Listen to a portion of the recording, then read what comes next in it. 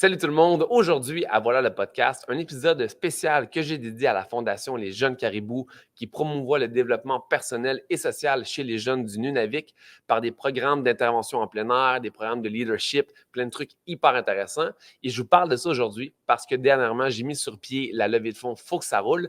Et Faut que ça roule, c'est quoi? C'est moi et 4 de mes amis. On part du nord du Saguenay et on se rend jusqu'à la baie James en vélo pour un total de 1000 km et on amasse des fonds chacun pour notre cause respective. Et évidemment, ma cause, c'est les jeunes caribous.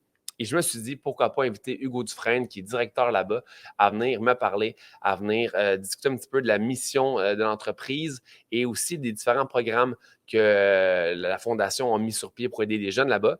En ce moment, on ramasse encore des fonds, donc n'hésitez pas à aller au foxaroule.com, cliquez sur mon visage et aidez-nous, contribuer à pouvoir aider le plus de jeunes possible au Nunavik. Je vous laisse découvrir Hugo Dufresne et la Fondation Les Jeunes Caribous. Bienvenue à Voilà le podcast.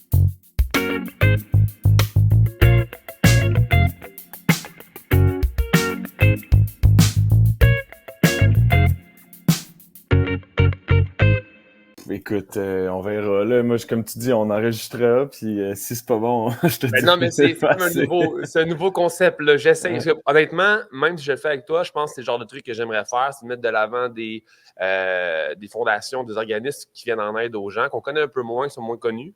Ouais. Fait que c'est un On test est au qu'on fait nord, là. ensemble. Fait que Ouais. là, c'est déjà commencé à enregistrer. Là. Ça, on va tout le garder. Puis si c'est bon, tant mieux. Sinon, on fera un petit editing et on s'arrangera. Mais Hugo, merci d'être là. On parle des jeunes caribous parce que, pour mettre les gens un peu en contexte, j'ai fait une levée de fonds. On est 5 cyclistes, on a chacun nos fondations et j'ai choisi les jeunes caribous parce que c'est une fondation qui me parle. Le fait que vous aidez les jeunes au Nunavik, je trouve ça super intéressant. Vous les faites bouger à travers les expéditions, des trucs. Je trouve ça super intéressant. Puis, je te reçois aujourd'hui pour que tu me parles un peu plus, justement, de la fondation. Nous, on va faire 1000 km de vélo pour ramasser des fonds. Puis, je veux que les gens comprennent un petit peu c'est quoi la mission des jeunes caribous. Fait que parle-moi un peu de l'organisme. Qu'est-ce que vous faites quand vous aidez les jeunes? Parle-moi de ça. Dans le fond, Jeune Caribou, c'est parti. Ça fait, je pense qu'on commence notre 8e édition. J'espère que je ne me trompe pas. 7 ou 8e, c'est parti d'une prof qui enseignait à Kuujjuaq au Nunavik. Puis il y a eu un projet Caribou. C'est quatre personnes crinquées qui sont parties, qui ont décidé de rejoindre Montréal à Kuujjuaq en ski de fond. Puis elle, avec ses élèves, elle a suivi le projet au jour le jour avec les spots satellites, les InReach. Puis ses élèves ont vraiment trippé. Puis étaient comme, nous aussi, on veut faire une activité. Nous aussi, on veut partir sur le LEN comme ça en ski de fond. Puis elle était prof à ce moment-là. Elle a organisé le projet avec ses jeunes. Ils sont partis, ils ont relié 2 communautés du Nunavik en ski de fond à la fin de l'année. Puis ça a tellement pogné, il y avait tellement d'engouement que l'année d'après, elle en a fait un organisme à but non lucratif. 2 ans plus tard, on était déjà à 4 communautés qui participaient. Puis quelques années plus tard, on est ici, on est présent partout au Nunavik. Puis l'organisme prend de l'ampleur à chaque année. On s'organise, on est rendu 6 personnes à temps plein à faire rouler le truc, là, dans le fond. Là. OK, crème, c'est bien cool. Puis, Ouais. si tu me parles un peu de la réalité des jeunes du Nunavik, en quoi l'organisme vient aider, c'est quoi les besoins en fait que les jeunes ont que vous aidez à appuyer? Ça dépend, parce qu'on a 3 programmes. Chaque programme vise une clientèle différente. Le programme qui est Nourrite, là, qui est le nom de notre organisation, c'est Nourrite Jeunes Caribous. Nourrite, c'est comme le bébé caribou, si tu veux, en Inuktitut. Ce programme-là, c'est un programme parascolaire. Fait que c'est après l'école, c'est des jeunes qui vont à l'école, qui s'impliquent, puis ils font une fois par semaine sur toute l'année scolaire un entraînement, soit de ski de fond, mais à travers les années, on a joint un volet plus intervention, fait qu'il va y avoir des ateliers de nutrition, des ateliers de saines habitudes de vie, communication, toutes sortes de choses. Nous, on a une travailleuse sociale avec nous qui nous aide à monter ces ateliers-là, qui travaille à temps plein pour l'organisme. Okay. Dans l'année, il va y avoir 2 campings d'une fin de semaine qui vont avoir lieu parce qu'on dans l'intervention par la nature puis l'aventure, plus tu prends un risque, plus tu t'exposes à la nature, plus tu vas chercher un apprentissage personnel puis tu es confronté à toi-même parce que la nature va te faire vivre des choses, mais c'est pas la faute à personne, c'est juste toi qui les vis puis c'est à toi d'apprendre à les vivre puis nous, on les accompagne là-dedans. Puis à la fin de l'année, on a une expédition de 5 jours qui vient comme couronner là, le succès des jeunes puis toute leur implication à travers l'année. Fait qu'on fait une grosse expédition de 5 jours dans ce programme-là. Ça, c'était le premier programme Jeunes Caribous, fait que ça s'adresse aux jeunes à l'école. Le deuxième programme, on l'appelle Tout Tweet, qui est comme caribous au pluriel en Inuktitut. Puis ça, c'est comme les petits caribous qui sont devenus grands. C'est des jeunes qui ont fait le programme, puis nous, on les engage, on leur donne une job étudiante. Puis ils nous accompagnent dans le leadership, dans l'organisation des activités, puis dans l'animation. Puis ils nous accompagnent, on les responsabilise, on leur donne des ateliers de leadership. Ce programme-là, il y en a à sa 3e année. Fait que, mettons, par exemple, cette année, on a fait 4 activités avec eux. On a fait un workshop sur la connaissance de soi, orientation professionnelle, la gestion des risques en plein air, puis l'animation de groupe. Puis on a fait une expédition en canot avec eux à la fin de l'année où on leur a donné des rôles, puis c'est eux qui la leadaient, l'expédition. T'sais, nous, on les accompagnait, puis on leur montrait comment faire, là, mais c'est eux qui la leadaient. Puis notre 3e programme, qui est à sa première année officielle cet été, il y a eu un projet pilote il y a 2 ans.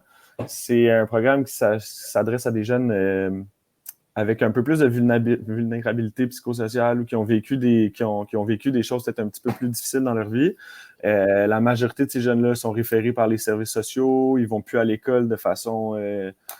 ils sont plus vraiment assidus à l'école. Fait que on les rejoignait pas avec nos programmes qui étaient reliés à l'école. On cherchait à aller rejoindre des jeunes qui vont plus à l'école.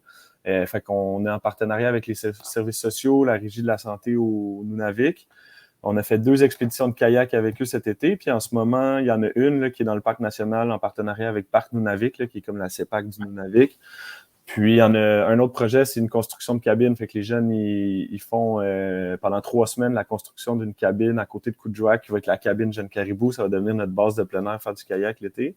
Wow. Puis ils ressortent de là. On a 2 profs en partenariat avec KRG, là, qui est le gouvernement régional Kativik, qui nous fournit des profs de menuiserie charpenterie. Puis à la fin du séjour de 3 semaines, la cabine est construite, les jeunes ils ressortent de là avec leur carte de chantier, puis on espère que ça soit un pont vers une réinsertion socio-professionnelle pour eux autres. Là. Wow! Fait que 3 programmes, les jeunes à l'école, les jeunes vraiment intéressés, les 2 super impliqués qu'on engage, puis là le 3e, Iqaluit, qui est comme pour des jeunes qui ont un parcours de vie plus difficile.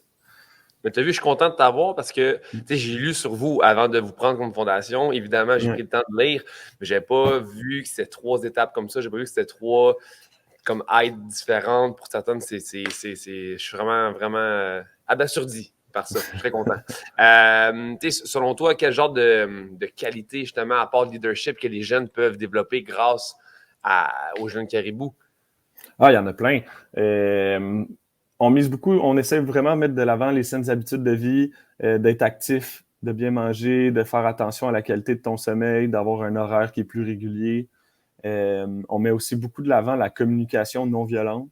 Tu vis des choses dans la vie, des fois c'est frustrant, des fois c'est le fun, d'apprendre à reconnaître qu'est-ce que tu vis, c'est quoi tes besoins, de l'exprimer de façon qui est positive, de le vivre, mais pas tomber dans l'exagération ou l'impulsivité, d'apprendre à le vivre, de le comprendre puis de le nommer correctement. Ça, c'est des choses qu'on met beaucoup de l'avant. On a beaucoup de projets aussi qu'on est en train de construire là, sur apprendre à vivre les phases du deuil ou sortir des multitraumas parce que malheureusement, c'est une réalité qui est plus que récurrente au Nunavik. Fait qu'on essaie d'avoir des outils en place avec notre travailleur social qui travaille avec une prof de l'UQAM pour apprendre à vivre ces phases du deuil-là. Fait que c'est d'autres apprentissages que les jeunes peuvent vivre avec nous ou apprendre à vivre avec des multitraumas après plusieurs événements traumatisants dans ta vie. Ben ça change la façon, ça change ta personnalité, ça change comment t'es. Fait que comme un travail à faire sur soi-même après ça pour réussir à réémerger de tous ces événements-là dans ta vie. Là. Fait qu'on, notre but à nous, c'est de leur offrir un cadre, de leur offrir des outils pour qu'ils soient capables de grandir. Puis, on vise la jeunesse, puis on veut accompagner la jeunesse vers un meilleur futur là, au Nunavik. C'est très beau tout ça. Ça me parle énormément. Puis, quand mettons, tu sais, comme là, moi, je ramasse des fonds justement pour votre fondation.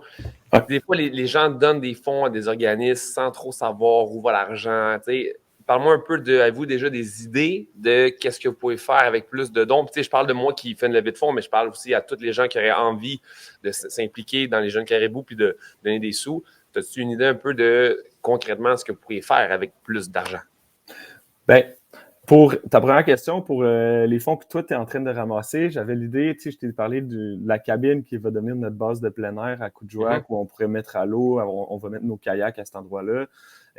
Cette cabine-là, on l'a fait construire. En ce moment, on a un budget, tu sais, mais après ça, ça va être, je pense que ça serait super cool avec les fonds que tu es en train d'amasser, tu sais, de l'aménager, de la rendre viable pour les jeunes, que ça devienne un espace vraiment qui puissent s'approprier puis qu'ils construisent l'intérieur à leur façon. Là, en ce moment, on fait 4 murs puis un toit, mais que les jeunes puissent s'approprier, qu'ils se sentent chez eux, qu'ils se sentent à l'aise dans cette cabine-là. Puis autour aussi, comment on va mettre le setup pour que ça soit le fun puis que les jeunes aient envie de venir. Fait que je pense que ça serait quelque chose de super concret qu'on pourrait faire avec les fonds que tu es en train d'amasser.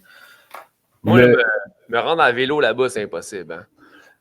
T'es mieux un gros fat bike, mettons. Là. J'allais dire, Chris, c'est fou qu'au lieu d'arrêter à Bay James, je continue, mais là, ça va me prendre souvent 8 mois. Mais honnêtement, c'est une de mes idées depuis longtemps de monter soit en fat bike, partie à pied, peu importe, mais de monter vraiment, vraiment, vraiment le plus possible sans transport pour me rendre à une communauté. Mais là, je vais faire déjà 1000 km de vélo, c'était déjà beaucoup pour moi. Fait que, mais l'an prochain, je veux dire, dans mon rêve, ce serait d'arriver directement là-bas puis de voir la cabine. Ce serait un truc fou. Je pense que je me mettrais à pleurer pendant 20 minutes. Le plus facile, c'est en canot. Ouais, c'est ça. Là, mes compétences de canot, mon chum, là, sont pas super. Là. Je t'avoue que je suis pas doué. C'est ça, c'est le plus accessible parce qu'il y a des grandes rivières au nord, ça descend, ça coule. Là. À partir du Labrador, le bassin versant, il change, puis tu peux descendre jusqu'à Coudjouac en une vingtaine de jours. Fait que tu pourrais te faire un trip en bike jusqu'à Shefferville, puis après ça, tu embarques dans ton canot, puis tu descends un autre 20 jours jusqu'à Coudjouac. Si tu as envie de rêver. L'an prochain, peut-être. Écoute, je vais prendre des cours de canot parce que je vais me noyer. Moi, là, je me rendrai pas pantoute là-bas. Là. Okay. Puis tu me disais, ouais, ça fait que là, étape 1 de la question, puis tu allais continuer avec autre chose.